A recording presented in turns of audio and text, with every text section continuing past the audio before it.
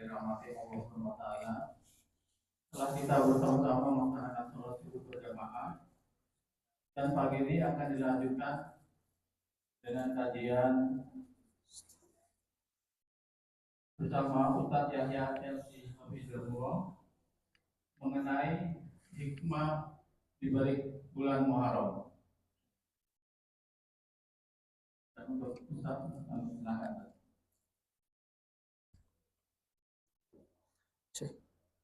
Baik, bismillah.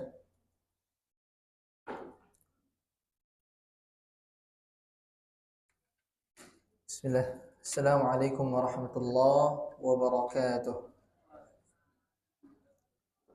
Innal hamdalillah nahmaduhu wa nasta'inuhu wa nastaghfiruh wa na'udzu billahi min shururi anfusina wa min sayyiati a'malina. Man yahdihillahu fala mudilla lahu ومن يضلله فلن تجد له وليا مرشدا أشهد أن لا إله إلا الله وحده لا شريك له وأشهد أن محمدا عبده ورسوله لا نبي ولا رسول بعده أما بعد قال الله تعالى في القرآن الكريم أعوذ بالله من الشيطان الرجيم إن عدة الشهور عند الله 12 شهرا في كتاب الله يوم خلق السماوات والأرض منها 4 حرم ذلك الدين القيم فلا تظلموا فيهن أنفسكم وقاتلوا المشركين كافة كما يقاتلونكم كافة واعلموا أن الله مع المتقين صدق الله العظيم. Bapak Ibu hadirin yang dirahmati Allah Subhanahu wa taala, yang pertama dan paling utama, marilah kita sama-sama memanjatkan puji dan syukur kita kehadirat Allah Subhanahu wa taala yang mana atas nikmat dan karunia-Nya yang begitu besar, yang mana tatkala seorang berusaha untuk menghitungnya, maka sebuah keniscayaan ia akan mampu menghitung nikmat tersebut. Wa in ta'uddu ni'matallahi la tuhsuha. Salat beriring salam tidak bosan-bosannya kita sampaikan kepada baginda Nabi besar Muhammad sallallahu alaihi wasallam. Allahumma shalli wa sallim wa barik alaihi. Rabbi shrah li sadri wa yassir li amri wahlul 'uqdatam min lisani yafqahu qawli. Jamaah sekalian yang dirahmati Allah, Allah Subhanahu wa taala menciptakan segala hal yang ada di muka bumi ini. Allah Subhanahu wa taala juga berkehendak atas segala hal yang ada di muka bumi ini. Jadi tidaklah sesuatu yang ada di muka bumi ini terjadi kecuali atas kehendak Allah Subhanahu wa taala. Allah juga menciptakan sesuatu dan melebihkan sesuatu atas kehendaknya. Allah melebihkan sebagian makhluk atas makhluk yang lainnya. Allah Subhanahu wa taala melebihkan sebagian manusia atas sebagian manusia lainnya. Siapakah mereka? Para anbiya wal rasul was salihin, yaitu para nabi dan para rasul serta mereka yang saleh. Allah Subhanahu wa taala juga menjadikan sebagian tempat menjadi lebih mulia dibandingkan dengan tempat-tempat lainnya. Di manakah itu? Makkatul Mukarramah wa Madinatu Al-Munawwarah. Makkah dan kota Makkah dan kota Madinah. Dua kota ini menjadi kota suci karena di dalamnya diturunkan Al-Quran. Dan Allah juga menjadikan sebagian waktu menjadi lebih mulia dibandingkan waktu-waktu lainnya. Apa saja waktu itu? Banyak sekali. Ikhwati fillah rahimakumullah. Di antaranya adalah bulan Ramadan. Dan di antaranya adalah Ashhurul Hurum. Bulan-bulan haram. Bulan-bulan haram. Apa itu bulan-bulan haram? Hal tersebut termaktub dalam Al-Quran di surat At-Taubah. Inna iddatash syuhuri indallahi 12 syahran fi kitabillah. Yawma khalaqas samawati wal arda minha 4 hurum. Sesungguhnya jumlah bilangan bulan di sisi Allah itu ada 12. Tatkala Allah ciptakan langit dan bumi. Jadi ketika Allah sudah menciptakan langit dan bumi, itu bersamaan dengan jumlah total bulan itu ada 12. Minha 4 hurum, di antaranya ada 4 bulan haram. Dzalikad dinul qayyim, itulah agama Allah yang lurus. Fala tazlimu fihinna anfusakum, dan janganlah kalian menzalimi diri kalian masing-masing pada bulan itu. Pada ayat ini menjelaskan tentang Allah menciptakan langit dan bumi bersamaan dengan 12 bulan yang ada. Akan tetapi belum disebutkan 4 bulan haram ini apa dan penjelasannya kenapa disebut bulan haram. Hal tersebut dijelaskan dalam hadis, "Inna az-zamana qad istadara ka hay'atihi yawma khalaqas samawati wal ardh. As-sanatu 12 syahran, 3 mutawaliyat. Minha 4 hurum, 3 mutawaliyat." Sesungguhnya zaman itu beredar sebagaimana keadaannya Allah menciptakan langit dan bumi. Jumlah bilangan bulan dalam setahun itu ada 12. 4 diantaranya bulan haram. 3 mutawaliyat. 3 diantaranya berturut-turut. Dzulqa'dati wa Dzulhijjati wal Muharram wal Rajabul Mudhar alladzi baina Jumadah wa Sya'ban. Yaitu bulan Dzulqa'dah, bulan Dzulhijjah, bulan Muharram dan bulan Rajab. Di sini disebutkan ada Rajabul Mudhar. Dalam riwayat hadisnya Rajabul Mudhar. Apa itu Rajab Mudhar atau Rajab Mudhar? Rajab Mudhar itu merujuk kepada sebuah kabilah bernamanya kabilah Mudhar.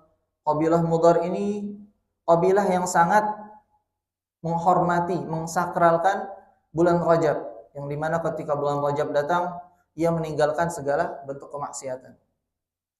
Jamaah sekalian yang dimuliakan Allah Subhanahu wa taala, dari hadis tersebut menjelaskan apa yang ayat Al-Qur'an sebutkan dari 4 bulan haram tersebut. Lalu muncullah pertanyaan, apa yang dimaksud dengan bulan haram? Dalam Tafsirul Ahkam menyebutkan bahwa kalimat haram di sini, bulan haram itu merujuk dari kata hurum, jamak dari kata haram. Ashhurul hurum, jamaknya dari kata haram, artinya mulia. Haram itu berarti mulia atau agung. Karena saking agungnya bulan ini, maka dilarang berperang di bulan-bulan tersebut. Karena saking mulianya bulan ini, maka dilarang untuk berperang di bulan tersebut. Dalam riwayat lain disebutkan dari Tafsirul Basit karya Imam Al-Wahidi, beliau menyebutkan karena agungnya bulan tersebut, maka segala jenis perbuatan itu akan dilipat gandakan, entah itu kebaikan ataupun keburukan. Maka ketika seorang hamba melakukan keburukan, maka Allah akan balas dengan keburukan yang berkali-kali lipat. Namun ketika ia melaksanakan kebaikan juga hal yang sama. Allah akan membalas dengan kebaikan-kebaikan yang berkali lipat.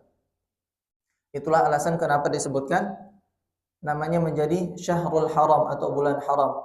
Bulan yang dimana di sana itu dilarang untuk berperang, dan bulan yang jikalau kita berbuat kebaikan, kebaikan kita akan dikalikan berkali-kali lipat. Jikalau kita melakukan keburukan, keburukan kita juga akan dikalikan berkali-kali lipat. Syekh Abu Bakar Ad-Dimyati mengatakan, dinamakan Asyharul Hurum karena masyarakat Arab jahiliyah pada masa itu sangat menghormati bulan-bulan haram, bulan-bulan haram. Jadi begitu bulan haram itu datang, mereka meninggalkan segala macam persenjataan mereka. Bangsa Arab jahiliyah itu sangat terkenal, mereka akan gemar berperang, Bapak Ibu sekalian. Jadi begitu mereka memasuki bulan-bulan haram, mulai dari bulan Dzulqa'dah, Dzulhijjah, Muharram, mereka meninggalkan alat-alat perang mereka. Bahkan dalam sebuah riwayat disebutkan, bahkan saking sakralnya bulan tersebut, ketika seorang anak menemukan pembunuh ayahnya yang sangat ingin ia bunuh, akan tapi ketika ia itu berada di bulan haram, maka ia tidak akan mengganggu pembunuh ayahnya tersebut. Karena mereka sangat menghormati bulan-bulan haram tersebut. Dalam riwayat tersebut kita bisa mengambil pelajaran bahwa bulan haram ini tidak hanya ada ketika Islam, tapi muncul dari zaman pra-Islam atau dari zaman jahiliyah. Sudah ada itu bulan-bulan haram. Dan masyarakat Arab pada saat itu sangat menghormati bulan-bulan haram. Mereka itu gemar berperang, tapi ketika bulan haram datang, mereka tidak melakukan perang. Mereka itu suka mengganggu kabilah-kabilah lainnya. Apapun alasan yang bisa dijadikan sebagai alasan untuk berperang, mereka lakukan. Karena mereka itu mempunyai al-fakhr, kebanggaan tersendiri. Jadi begitu ada yang terganggu, maka ia akan mengadakan perang.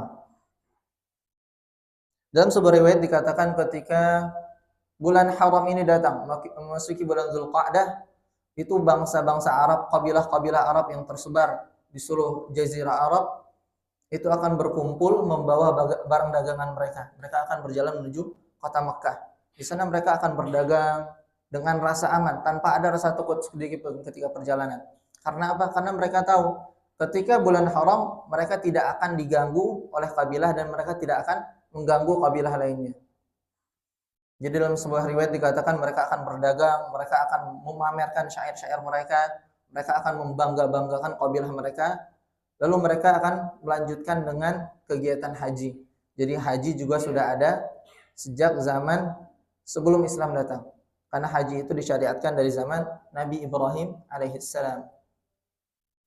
Jamaah sekalian yang dimuliakan Allah Subhanahu wa taala, merujuk dari perkataan Syekh Abu Bakar Ad-Dimyati tadi tersebut, dapat kita simpulkan bahwa bulan haram ini adalah bulan yang sangat sakral. Lalu, apa keutamaan bulan haram tersebut di antara bulan-bulan lainnya? Allah berfirman, "Inna iddatasy syuhuri 'indallahi 12 syahran fi kitabillah, yauma khalaqas samawati wal arda minha arba'atun hurum." Allah menyebutkan di sini 4 bulan yang haram. Artinya sesuatu tersebut tidak akan Allah sebut kecuali ada niat di balik itu. Di antara keutamanya adalah yang pertama, bulan haram itu adalah bulan perdamaian atau bulan yang dimana ketenangan itu muncul karena di dalamnya terletak banyak sekali berbagai macam ibadah. Kita bahas yang pertama dulu, bulan perdamaian. Dalam Al-Quran disebutkan, yas'alunaka 'anil syahril harami qitalin fihi qul qitalun fihi kabir. Tatkala seseorang mereka akan bertanya kepada engkau wahai Muhammad tentang bulan-bulan haram, tentang hukum berperang ketika bulan-bulan haram. Qul qitalun fihi kabir. Maka katakan kepada mereka, berperang pada bulan haram itu termasuk dosa besar. Hal tersebut juga diperkuat dengan firman Allah dalam surat At-Taubah, "Fa idzan salakhal ashhurul hurum faqatulul musyrikina haitsu wajadtumuhum." Maka ketika sudah berlalu bulan-bulan haram, maka perangilah kaum musyrikin dimanapun kau menemukannya. Ayat ini memperkuat ayat sebelumnya bahwa boleh berperang di bulan apapun selain bulan haram. Di antara keutamaan berikutnya adalah bulan haram ini terletak di dalamnya berbagai macam ibadah. Mulai dari bulan Zulqa'dah, Zulhijjah, berbagai macam ibadah, entah itu sunnah atau wajib atau mubah. Di antara ibadah sunnahnya adalah puasa 9 Zulhijjah.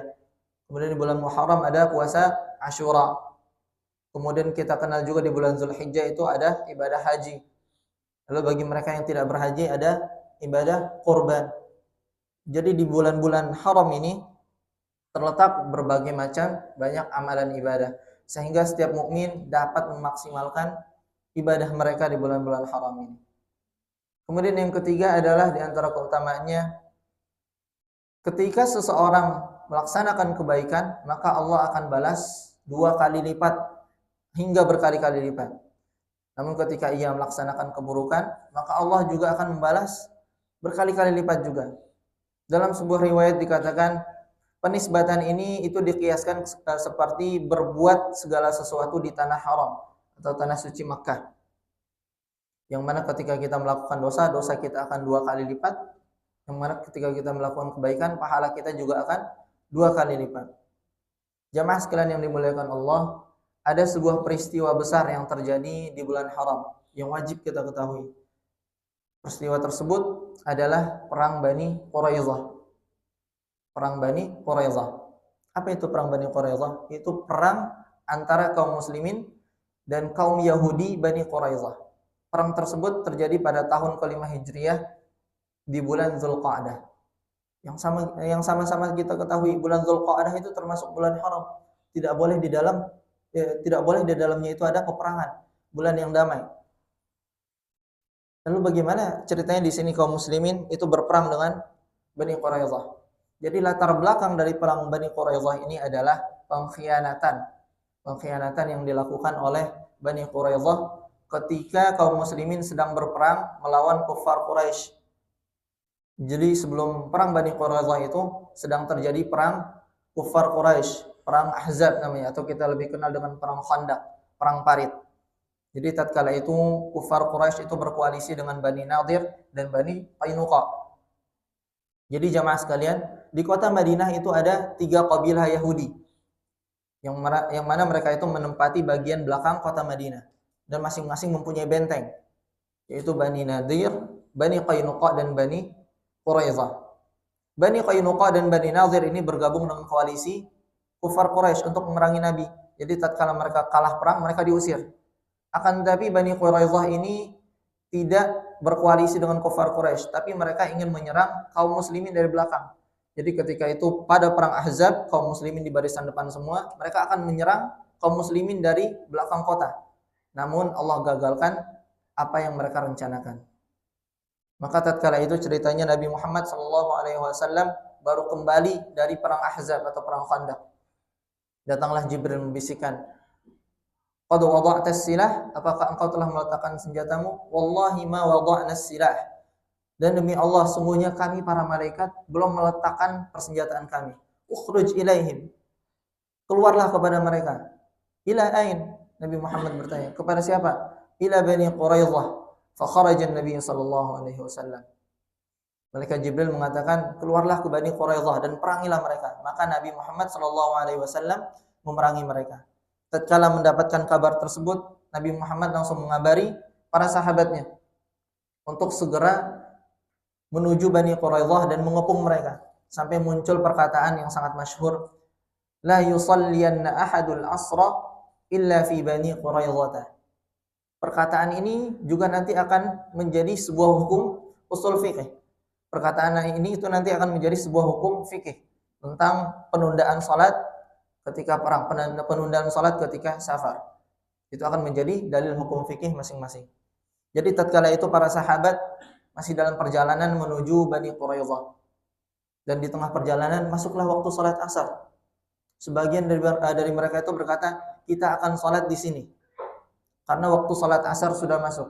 Dan sebagian besar juga mengatakan, "Kita akan salat di Bani Quraizah." Karena Nabi Muhammad mengatakan, la yusalliyanna ahadul asra. Tidaklah seorang di antara kalian itu salat asar kecuali sudah sampai di Bani Quraizah. Maka para sahabat itu berselisih paham.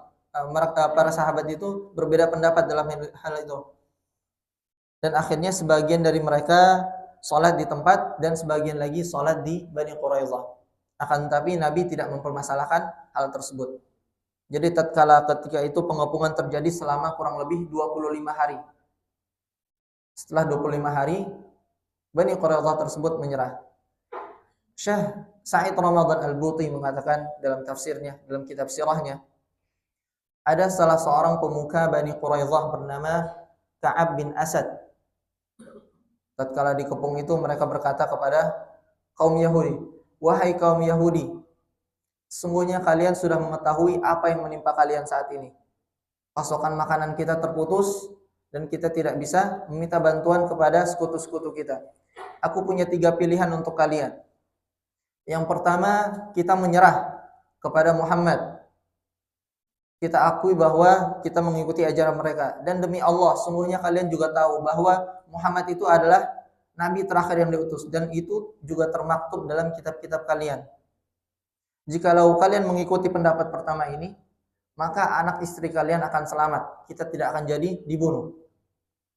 Lalu kemudian salah seorang di antara kaum Yahudi itu berkata, "Demi apapun aku tidak akan meninggalkan ajaran agama Taurat." Lalu setelah itu Ka'ab bin Asad itu mengatakan, "Kalau begitu ada pilihan kedua. Kita akan bunuh anak istri kita, lalu kemudian kita akan turun memerangi mereka. Yang mana ketika kita sudah membunuh anak istri kita, kita tidak perlu khawatir apapun lagi yang terjadi pada keturunan kita." Kemudian mereka juga menjawab, orang Yahudi itu menjawab, "Apa dosa orang-orang malang tersebut? Kalau begitu kita ke pilihan ketiga. Malam ini adalah malam Sabtu, yang mana besok adalah hari Sabtu. Hari Sabtu itu adalah hari perayaan bangsa Yahudi. Hari perayaan bangsa Yahudi. Mudah-mudahan Muhammad berbaik hati kepada kita dan membiarkan kita merayakan hari besar kita. Namun pada malam harinya kita akan serang, kita akan sergap Muhammad. Mudah-mudahan pasukan Muhammad tidak menyadari itu. Dari ketiga hal tersebut tidak ada salah satu pun yang jadinya mereka ambil. Kenapa jamaah sekalian? Karena mereka itulah bangsa yang suka berselisih paham, bangsa yang suka berdebat. Jadi tidak satu pun dari mereka itu yang mendapatkan hasil dari 3 musyawarah tersebut, hingga akhirnya mereka ditangkap pada besok harinya. Bahkan ketika mereka sudah ditawan, sudah ditangkap, sudah menyerah, mereka masih berusaha untuk bernegosiasi. Mereka berkata, aku tidak akan menerima penghukuman darimu, wahai Muhammad, karena aku tidak di bawah ajaran agamamu. Lalu diutuslah salah seorang sahabat dari Bani Aus yang bernama Sa'ad bin Mu'adz. Sa'ad bin Mu'adz ini yang akan menentukan hukuman untuk Bani Quraidah. Kenapa dipilih dari Bani Aus? Karena Bani Aus ini adalah qabilah yang sejak zaman jahiliyah itu mempunyai ikatan yang kuat dengan Bani Quraidah. Jadi sehingga ketika itu Bani Aus ini mengatakan suatu hal, maka Bani Quraidah ini tidak akan berani menentangnya. Pada saat itu kondisinya saat ini baru selesai perang dan masih dalam keadaan terluka setelah perang Khandaq tadi. Tatkala ia tahu bahwa Nabi Muhammad SAW memanggilnya, maka dalam keadaan terluka ia berdiri dan bersegera menuju Nabi Muhammad. Maka tatkala ia datang, Nabi Muhammad berkata, wahai Sa'ad, putuskanlah perkara ini atas Bani Quraidah. Sesungguhnya perkataan engkau akan didengar oleh mereka. Lalu Sa'ad berkata, bunuhlah setiap laki-laki dari mereka yang ikut dalam perang Khandaq dan jadikan anak istri mereka sebagai tawanan. Kemudian Rasulullah berkata, wahai Sa'ad, sesungguhnya engkau telah memutuskan apa yang Allah telah tetapkan. Artinya apa? Artinya walaupun Rasulullah belum mengatakan hal tersebut, Sa'ad sudah mengambil keputusan yang bijak.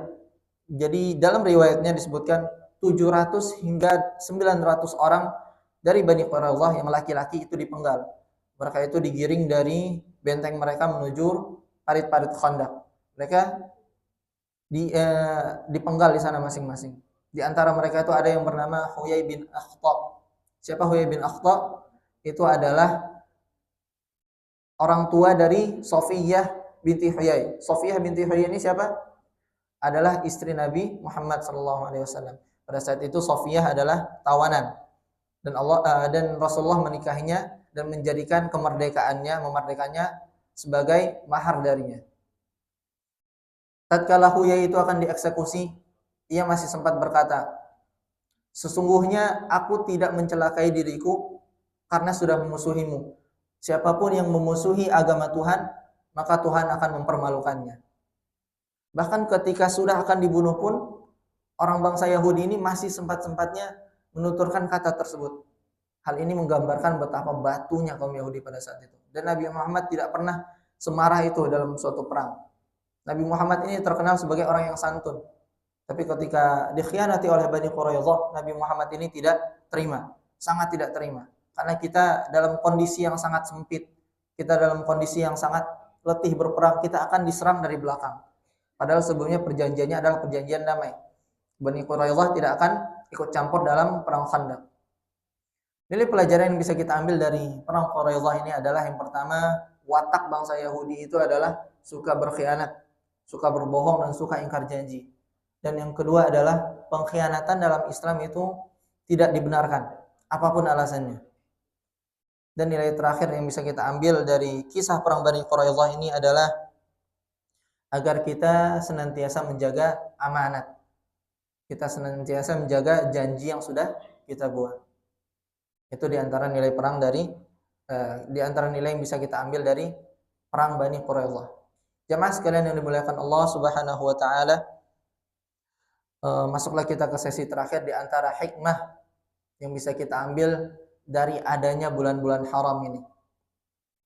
Hikmah di antaranya adalah yang pertama, Allah tidaklah menciptakan sesuatu kecuali ada maksud di dalamnya. Dalam hadis disebutkan salasun mutawaliyat, 3 bulan berturut-turut. Kenapa Allah jadikan 3 bulan berturut-turut sebagai bulan haram? Kenapa tidak Allah jadikan misalnya di bulan Zulhijjah 1, di bulan Safar 1, di bulan Ramadan 1? Kenapa Allah jadikan bulan Zulqa'dah, Zulhijjah, bulan Muharram sebagai bulan haram, 3 bulan berturut-turut, dan bulan Rajab 2 bulan setelahnya, 2-3 bulan setelahnya. Dalam sebuah tafsir disebutkan Allah sengaja menjadikan 3 bulan di sini itu berturut-turut karena Allah memberikan kesempatan kepada hambanya untuk melakukan perubahan. Untuk melakukan perubahan. Karena perubahan yang dilakukan dalam waktu 3 bulan itu akan membentuk yang namanya habit, suatu kebiasaan. Jadi begitu masuk ke bulan Dzulqa'dah, seorang hamba itu menghidupkan lagi amalan-amalan sunnahnya. Seorang hamba tersebut menghidupkan lagi amalan-amalan wajibnya yang sempat ia tinggalkan. Dan seorang hamba tersebut meninggalkan perkara-perkara yang makruh dan haram. Jadi ketika sudah mulai memperbaiki diri, mempersiapkan untuk perubahan diri, Allah memberikan bulan Zulhijjah dan bulan Muharram untuk istiqamahnya. Jadi ketika melakukan perubahan, Allah memberikan kesempatan juga untuk beristiqamah dalam perubahan tersebut.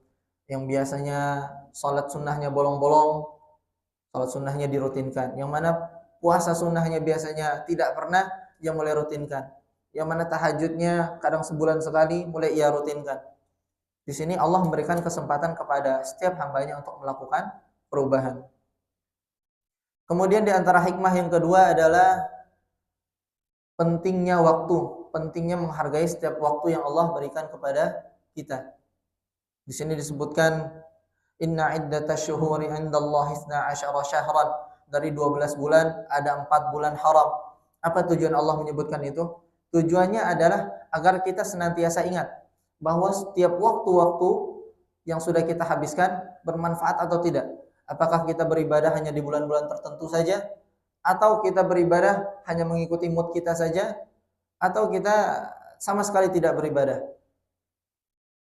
Di sana Allah mengajarkan pentingnya kepada kita untuk menghargai setiap waktu yang ada. Sehingga Allah bersumpah di surat Al-Asr, wal 'asr innal insana lafi khusr. Demi masa atau demi waktu, sungguhnya manusia itu berada dalam kerugian. Sungguhnya manusia itu berada dalam kerugian. Hal ini menekankan betapa berharganya waktu yang Allah berikan kepada kita.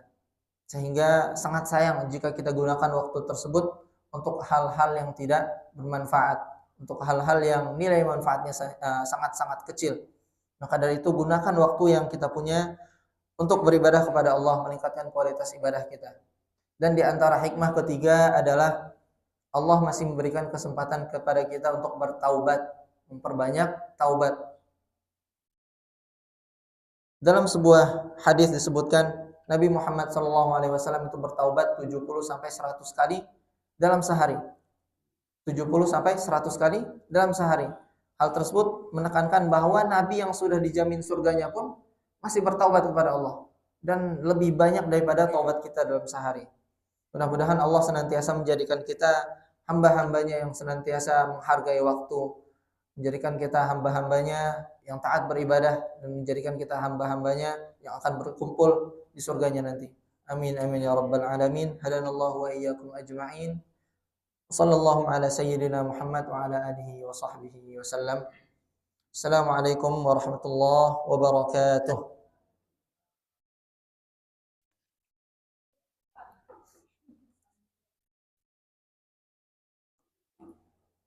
Baik, silakan Ibu.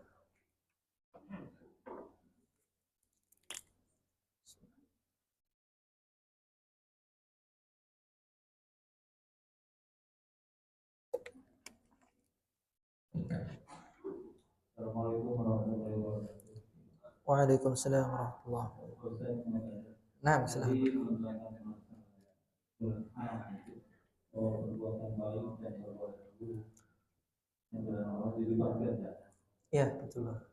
Sementara di hal kebiasaan di hadis kursi bahwa kita perbuatan baik itu dilibatkan menjadi 10 kali. Sementara perbuatan jelek atau buruk itu dinilai hanya 1. Apa yang mendasari bahwa di bulan haram itu perbuatan buruk dilibatkan? Baik. Kemudian yang kedua untuk mengenai ini juga ada tema mengenai sholat jamaah, jamaah takbir maupun jamaah akhir. Nah di sholat yang pertama dan kedua, sholat pertama ini biasanya kita dengan menggunakan iqomah dulu sebelum sholat. Nah sementara yang kedua apakah iqomah lagi atau tidak? Terima kasih. Waalaikumsalam warahmatullahi wabarakatuh. Syukran jazakumullah Bapak atas pertanyaannya. Yang pertama tadi mengenai bulan haram yang dimana di dalamnya itu suatu amalan akan dilipat gandakan. Dan dalam hadis qudsi disebutkan keburukan itu hanya bernilai 1. Dalil yang mendasari hal tersebut adalah masih dalam surat At-Taubah, fala tadhlimu fihinna anfusakum. Di sana Allah sebutkan, dan janganlah kalian berbuat zalim terhadap diri kalian masing-masing. Hal ini sebenarnya tadi akan ana jelaskan di akhir. Tapi mengingat agak habis waktunya, agak habis suaranya bukan waktunya. Jadi ana undur menjadi sebuah pertanyaan. Luar biasa Masya Allah. Jadi dalil dasarnya itu adalah fala tadhlimu fihinna anfusakum. Janganlah kalian berbuat zalim terhadap diri kalian. Kalimat fala tadhlimu di sini dalam artian sebagian penafsir ulama mengatakan janganlah kalian berbuat keburukan yang akan membuat diri kalian itu terjerumus ke dalam sebuah kezaliman. Dan di sana itu fala tadhlimu, sebuah kalimat al-wa'id kalau orang Arab menyebutkan, sebuah kalimat peringatan. Yang sebagian ulama tafsir, di antaranya tafsir Al-Qurtubi mengatakan di bulan haram ini semua keburukan, di sini tidak disebutkan semua kebaikan dulu ya. Semua keburukan yang terjadi itu akan dibalas menjadi lebih keras dan berkali-kali lipat jikalau dilakukan di bulan haram. Lebih berat berkali-kali lipat dibandingkan jika dilakukan di luar bulan-bulan haram. Karena keistimewaan dari bulan haram ini, makanya kebaikan akan dikalikan berkali lipat dan keburukan akan dikalikan berkali lipat. Dalilnya tadi karena bulan ini disucikan, Bapak. Karena bulan ini dijadikan suci, dan dalilnya tadi fala tadhlimu fihinna anfusakum. Kemudian pertanyaan kedua mengenai salat jamak, entah itu jamak takdim atau jamak takhir, yang mana di antara jeda keduanya salat pertama itu ada iqamah atau salat kedua ada iqamah juga atau tidak. Ulama itu sepakat bahwa salat pertama dan salat kedua itu masing-masing ada iqamahnya. Masing-masing ada iqamahnya. Karena jamak itu mengumpulkan dua salat. Bukan menjadikan satu salat menjadikan dua salat menjadikan satu salat menjadi dua. Beda. Jadi ketika kita salat zuhur kita jamak, misalnya kita dalam safar, kemudian salat asar juga kita jamak. Allah itu berfirman dalam Al-Qur'an, "Innas salata kanat 'alal mu'minina kitaban mawquta." Setiap waktu salat itu ada setiap jam salat itu ada pembagian-pembagian waktunya. Jadi ulama sepakat dengan dalil tersebut, masing-masing salat itu harus dijeda atau harus diingatkan dengan iqamah ulang. Itu mendasari dalil tersebut. Innas salata kanat 'alal mu'minina kitaban mawquta. Barakallahu fikum. Ada lagi pertanyaan di bawah? Ya, silakan Bapak.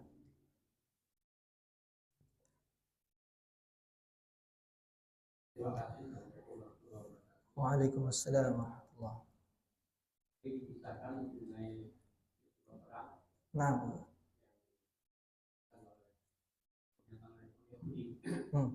Yang itu di dalam Al-Quran itu memang sifatnya sangat dikaji. Ya. Saya tidak bisa buktikan mana saudara kita yang dari Palestina, Bupati segala macam. Pertanyaannya adalah bagaimanakah dengan berpolitik dengan negara-negara Muslim yang khususnya sekitar Palestina, Syria dan sebagainya. Kenapa mereka tidak langsung membantu Palestina sehingga mereka bisa salah menyelamatkan atau menolong saudara-saudara Muslim yang ada di Palestina. Bahkan termasuk di Arab sendiri, mereka melarang memakai atribut Palestina dan sebagainya. Syukran jazakumullah. Ini pertanyaannya sedikit berat Bapak ya. Insyaallah. Kalau kita berbicara tentang sejarah Palestina dan Bani Israel ini, itu pembahasannya mungkin nanti akan sampai kajian duha Bapak Ibu. Itu akan sangat panjang sekali. Jadi secara ringkasnya aja, yang terjadi saat ini konflik itu bukan hanya sekedar konflik agama atau konflik kepentingan. Ini juga hal yang sudah Allah janjikan di akhir zaman.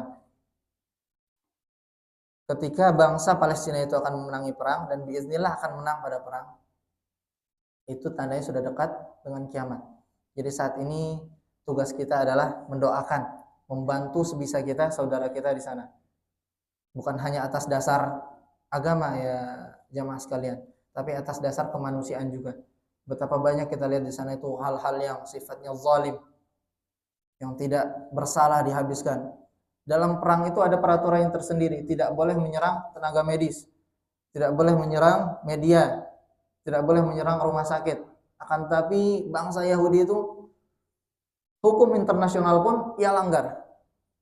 Nauzubillah min zalik. Sebenarnya ketika Anda berbicara masalah Yahudi ini luar biasa geram rasanya. Geram rasanya. Dan dunia juga sudah tahu. Pada akhir perang dunia kedua, perang dunia pertama, yang mana bangsa Yahudi itu dikejar oleh tentara Jerman yang dipimpin oleh Hitler itu. Ada sebuah ungkapan yang sangat terkenal itu, sengaja kusisakan sedikit pada kalian agar dunia tahu bagaimana sifat wataknya orang Yahudi ini. Dan itu sekarang terbukti, mereka menguasai berbagai macam sektor yang ada di dunia ini. Mereka itu menjadi istilahnya anak emas Amerika, dilindungi. Nah, sekarang ini kalau sesuai dengan janji hadis itu sudah mendekati penghujung dari masa konflik, dan kita berdoa kepada Allah mudah-mudahan Allah lindungi saudara kita di Palestina sana. Dan Allah lindungi bukan hanya di Palestina, saudara-saudara kita di Suriah sana, di negeri Syam. Kita doakan juga mudah-mudahan Allah memberikan keselamatan kepada mereka.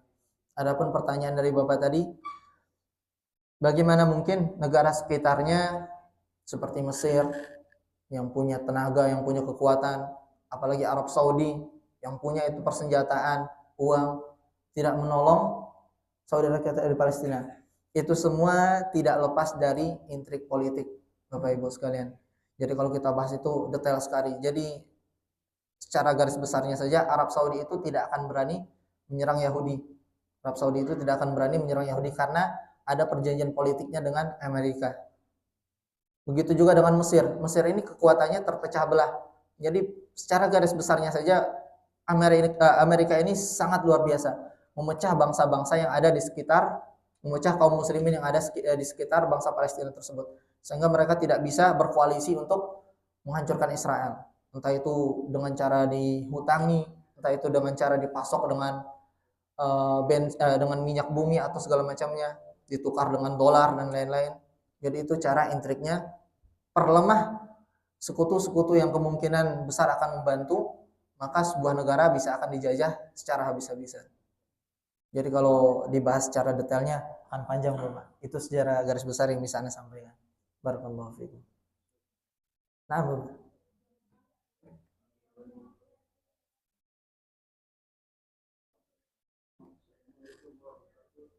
Waalaikumsalam warahmatullahi wabarakatuh.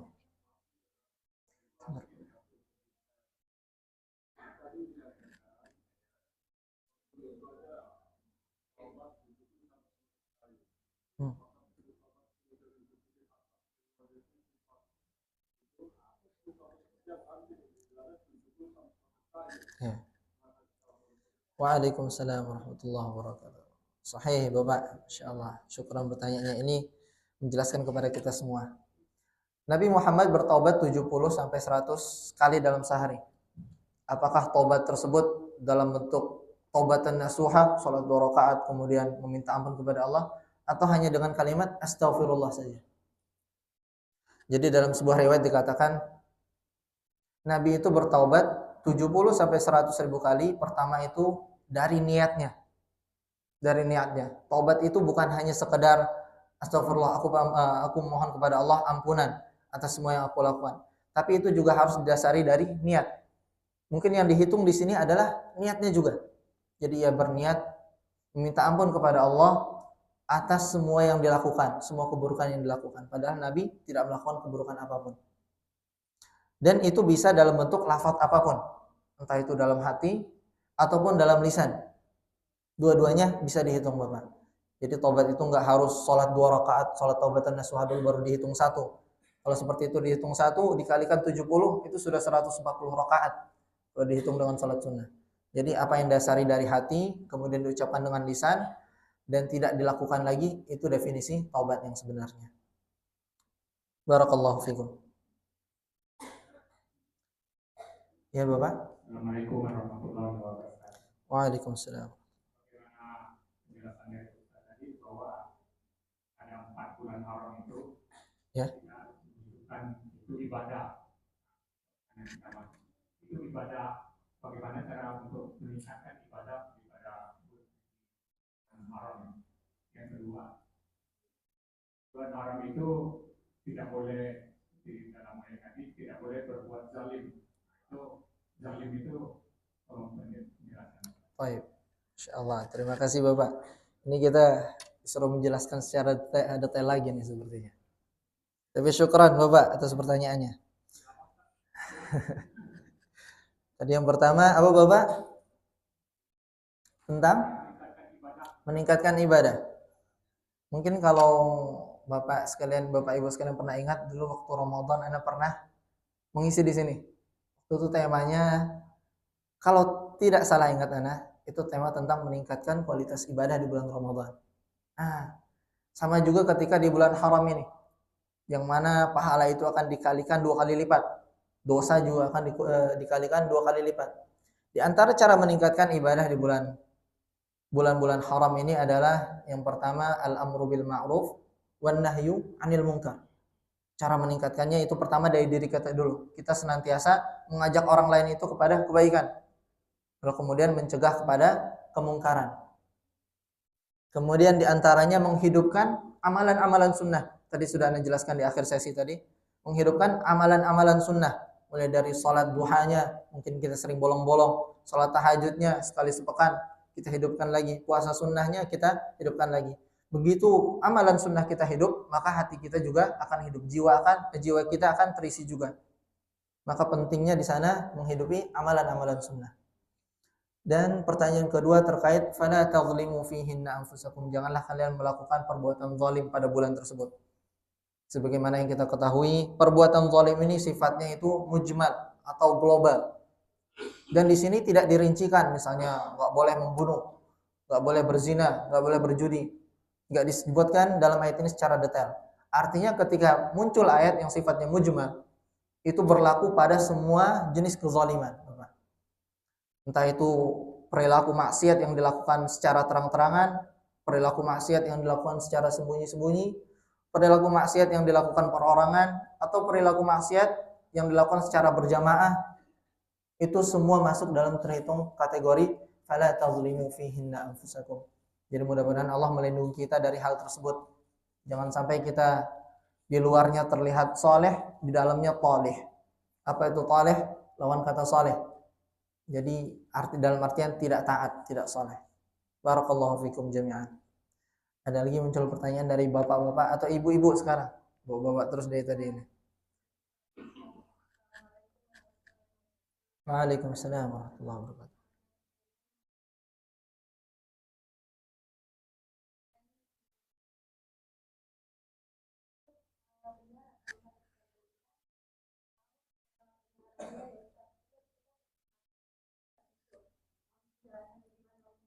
Baik. Ini mengenai masih berkaitan dengan ini berarti Ibu ya. Bahasa Yahudi ya, insyaallah. Mengenai produk-produk yang diboikot, produk-produk yang berusaha untuk kita hindari, sebenarnya ada 2 sisi pandangan dari ulama itu. Yang pertama itu ulama mengatakan boikot semua hal yang sifatnya itu menjadi sumbangan bagi mereka. Dalam artian di sini kita tidak mampu membantu saudara kita datang ke Palestina langsung, kita cukup bantu secara putuskan hal-hal yang dapat menjadikan hal tersebut sebagai bantuan bagi lawan. Di sini ulama sepakat, sebagian besar ulama berkata, iya kita boikot produk mereka. Dan apakah itu betul? Sekarang itu ada sebuah lembaga, ada sebuah organisasi yang mencari tahu akan hal tersebut. Produk ini masih ada afiliasinya dengan Israel kah? Produk ini masih ada afiliasinya dengan Amerika kah? Jadi organisasi tersebut bisa kita percaya, insya Allah bisa kita percaya. Jadi kita dengarkan apa saran mereka. Itu dari satu sisi. Di sisi lain, hal tersebut bisa kita jadikan juga sebagai sebagai ajang untuk menghidupkan ekonomi masyarakat umum. Jadi produk-produk yang belum terkenal, produk bikinan rakyat kita, produk bikinan masyarakat setempat itu bisa lebih hidup dengan dihilangkannya produk-produk dengan jenis yang sama, padahal fungsinya juga sama. Kurang lebih seperti itu Ibu ya. Barakallahu fikum. Ya Ibu silakan. Ada mic-nya Bapak?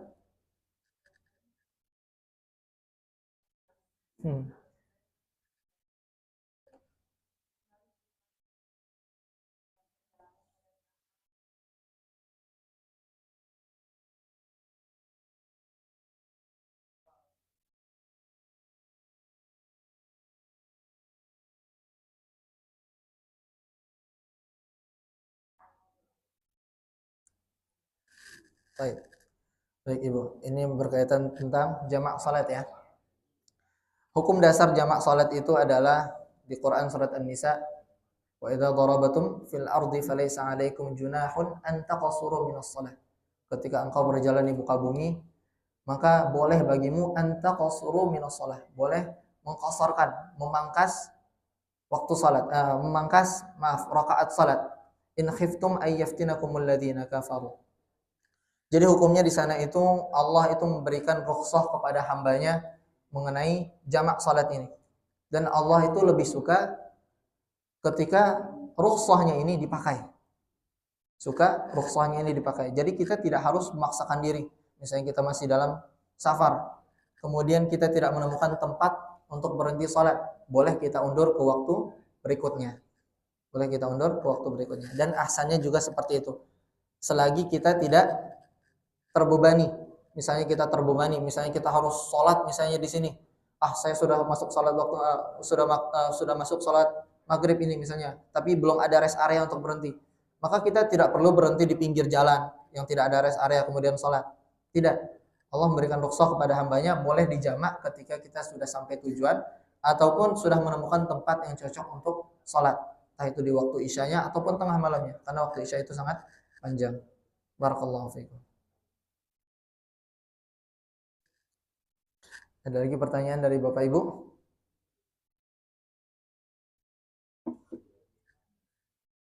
Cukup? Cukup Bapak Ibu sekalian ya. Kalau ada pertanyaan, Anda buka satu pertanyaan lagi terakhir dari pihak ibu-ibu nih. Karena dari tadi bapak-bapak semua nih yang bertanya. Ada Bapak Ibu? Cukup? Masya Allah. Syuruknya masih jauh.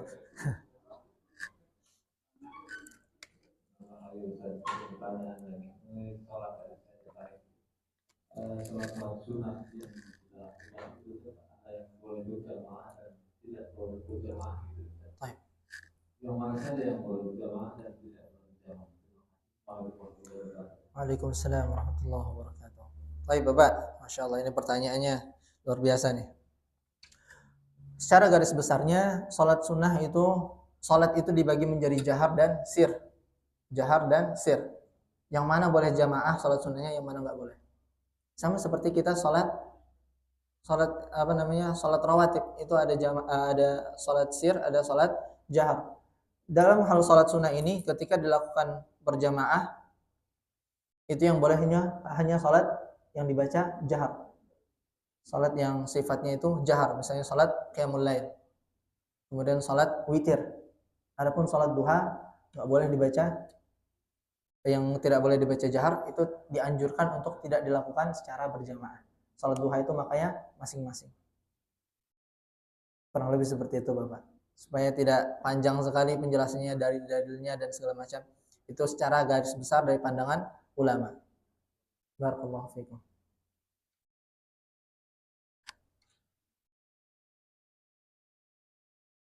Kalau tidak ada, kita cukupkan Bapak Ibu ya. Kita cukupkan ya. Baik, hadanallahu wa iyyakum ajma'in. Syukran ala ihtimamikum wa ijtima'ikum wa husni akhlaqikum. Sallallahu ala sayyidina Muhammad wa ala alihi wa sahbihi wa sallam. Assalamualaikum warahmatullahi wabarakatuh.